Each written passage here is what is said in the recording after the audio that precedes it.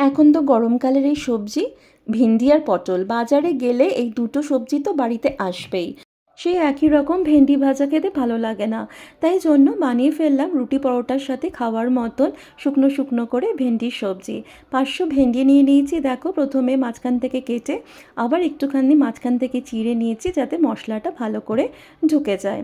প্রথমে কিছুটা বেসন দিয়ে ভালো করে লাল লাল করে ভেজে নেওয়ার পরে তার মধ্যে দিয়ে দেব ধনে, তিল, মেথি আর শুকনো লঙ্কা। ড্রাই রোস্ট করে নিয়ে একটা ফাইন পাউডার বানিয়ে নিতে হবে। এবারে ফ্রাইং প্যানে কিছুটা সর্ষের তেল দিয়ে তার মধ্যে ভেন্ডিগুলো দিয়ে দিলাম। একটুখানি নুন দিয়ে ভালো করে লাল লাল করে ভেজে নিতে হবে। আর ভেন্ডিগুলো যে নরম হয়ে আসবে তুলে নিলাম। ওই প্যানের মধ্যে কিছুটা সর্ষের তেল দিয়ে তার মধ্যে জিরে, সর্ষে আর কটা কাঁচা লঙ্কা কুচি করে দিয়ে দিলাম।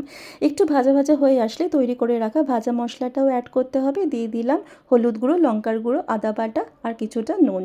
গ্যাসের ফ্লেমটা লো করে রাখতে হবে যাতে মশলাটা পুড়ে না যায়। এরপরে দিয়ে দেব ভেজে রাখা ভেন্ডিগুলো। ভালো করে মশলার সাথে মাখিয়ে নিয়ে দিয়ে দিতে হবে গুড় আর কিছুটা লেবুর রস। ব্যাস রেডি হয়ে গেল রুটি পরোটার সাথে খাওয়ার জন্য শুকনো ভেন্ডির সবজি। আজ তাহলে আসি, টাটা।